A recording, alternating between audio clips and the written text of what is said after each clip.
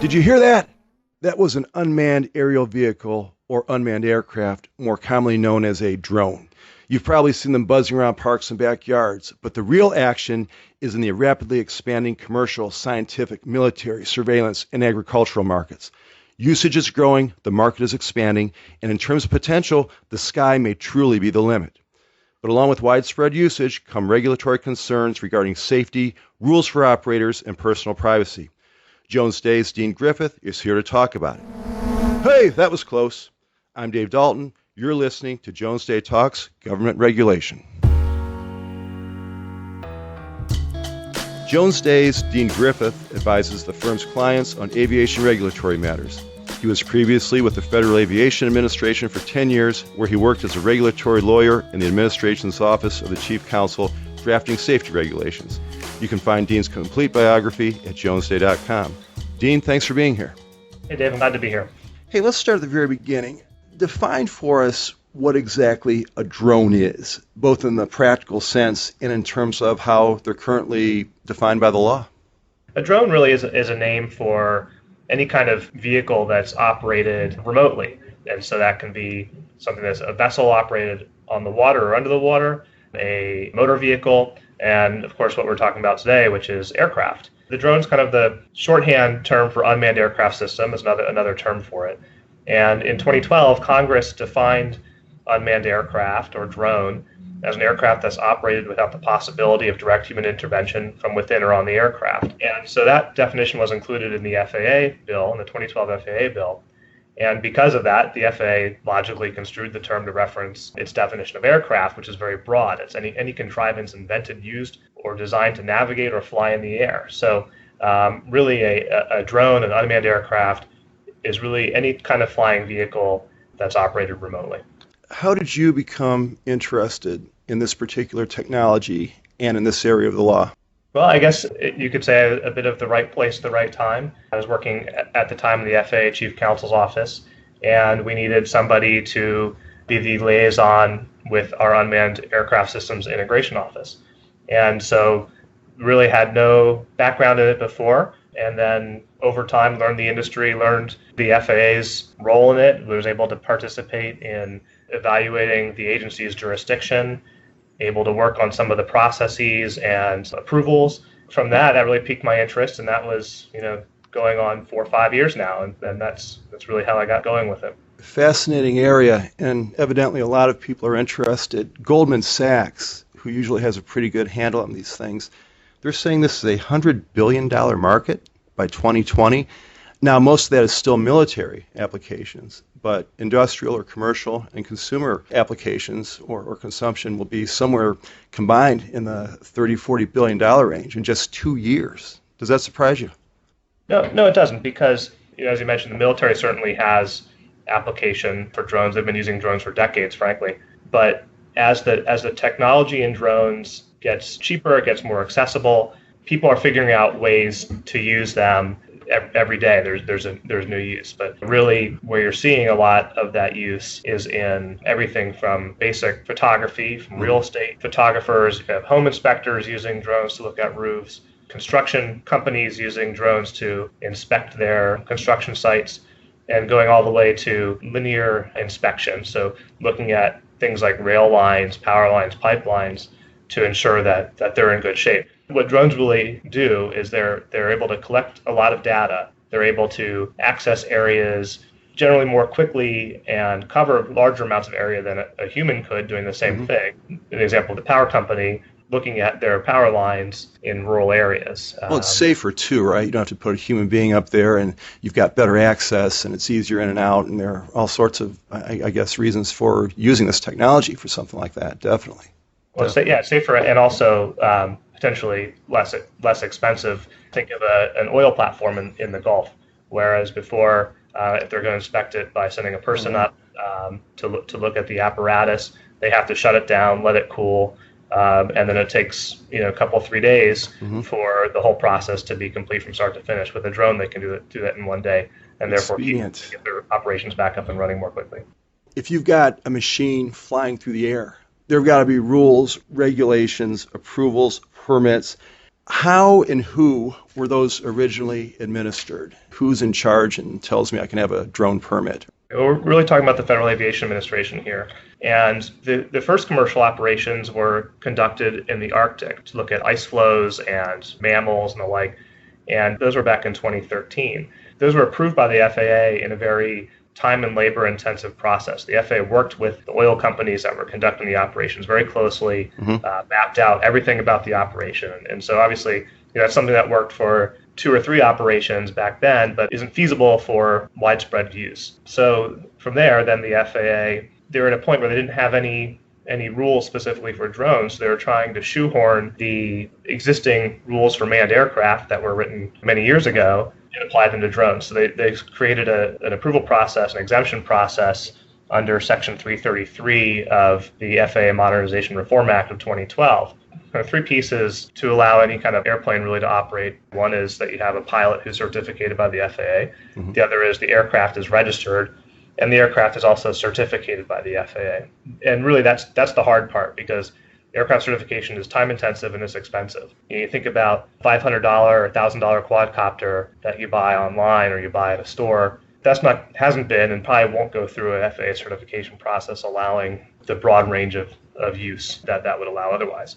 So what 333 did was it said to the FAA, before you enact rules or while you're working on rules, see what kind of operations you can allow in the meantime. And a key component was you don't have to certify those aircraft. So the FAA went through this exemption process and in September 2014 issued the first exemptions to people who film motion pictures using drones. Over the next 2 years, they issued 5,000 exemptions. Again, time and labor intensive, a little bit less so than with the Arctic, but not something that's sustainable for the broad use, for the demand we're seeing that you were talking about with the kind of economic impact that drones are projected to have. The current structure that you're talking about, that's impeding, I would think, expansion and broader use. Yeah, and recognizing that, and the FAA eventually got to the point where they issued a rule, that's known as Part 107, it's Operation and Certification of Small UAS, that came out in August of 2016. That is what allows, finally, people to operate. They don't have to get specific approval from the FAA before going to fly their drones. They have to get a pilot license, and they're fairly restricted, though, in terms of the kinds of flights that they can conduct. They have to stay below 400 feet. They can only fly during the day, not over people. Importantly, they have to stay within the line of sight of the person flying the drone, which means that it has a pretty limited range, and also stay within uncontrolled airspace. And so what that means is, what the FAA was trying to do there was mitigate potential risk of having an uncertified aircraft, as well as limiting the kinds of operations and putting up buffers around the operations, really. Well, that's a tightrope for a regulatory agency, isn't it? On one hand, you don't want to suffocate what could be a wonderful new technology with lots of potential. But, this isn't the Wild West either. You got to be careful and put safeguards in. So especially something like this, again, you have pieces of plastic and metal flying through the air. They were in a difficult position, at least initially, right? Yes, and that's something the former administrator of the FAA recognized, was that the technology community that is developing drones is moving at the speed of Silicon Valley, whereas FAA moves at a different speed, and that there needs to be a meeting of the minds there. And I think it's happened. Both entities understand the pressures and the drivers of the other and are working together probably more than they were at the very beginning, at least. Let's talk about legislation. What's happening at the federal level? Has Congress taken an interest?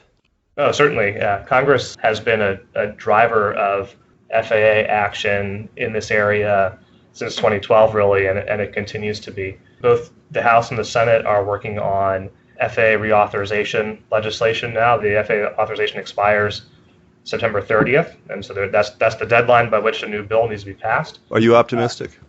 I am optimistic, and both chambers are working on a long-term reauthorization, which is something that hasn't happened for a while. They both cover several years, and the House has passed its bill. The Senate is expected to take up its bill after the July 4th recess at some point, and there's a couple of wild cards still at play that aren't specifically related to drones. Rather, they address some other issues pertaining to the FAA, but I think they're solvable, and I think people are optimistic about the bill's passing. What about the state and local levels? Anything interesting happening there? State and locals have been very active. NCSL, the National Conference of State Legislatures, reported that in 2017 there were 38 states that had considered drone legislation. And they're looking at everything from privacy, they're looking at limiting where people can fly, they're asking for registration. Some states say you cannot hunt with drones. Some states say you cannot harass hunters with drones, right? So it's really kind of broad. And I think what really drove that, there was a perceived vacuum in regulations. So, and this really started around 2013. The FAA asserted jurisdiction over this area, and Congress gave it the jurisdiction. But there was not a rule in place allowing broad-based or widespread use of drones. So states were concerned about being able to enforce their laws. They were concerned about people flying wherever they wanted to, essentially without recourse or unregulated. So that's really where you started to see a lot of concern really being driven, I think, from privacy and also from a public safety perspective. Anytime a new technology emerges, recently at least, there are always privacy and security concerns. I doubt that drone tech is an exception. Drones are unique, or they're different than manned aircraft or traditional aircraft, because although I could fly a small aircraft over a house at legal altitude and take a picture with a high-powered lens that's every bit as detailed as a picture someone could take with a drone, the difference is I'm going to have to land at an airport, most likely. I have a big tail number that can be used to identify my airplane, and I'm actually sitting in the plane. Whereas with the drone, they're generally flying at lower altitudes. They can take off and land anywhere. The pilot is not with the aircraft. They might be somewhere else. You may not know. They might be miles away in some circumstances. What that leads to is a perception of invasiveness. Yeah. And I really think that's what's driving a lot of these concerns. There's an open question really about what or who is the right entity to regulate privacy, if anybody is. Some people have argued that the FAA is the right agency to do so and has been charged by Congress to do so. The FAA has been sued a handful of times by the Electronic Privacy Information Center, basically asserting that argument. They haven't been successful to this point. Is the FAA equipped and staffed to police privacy matters?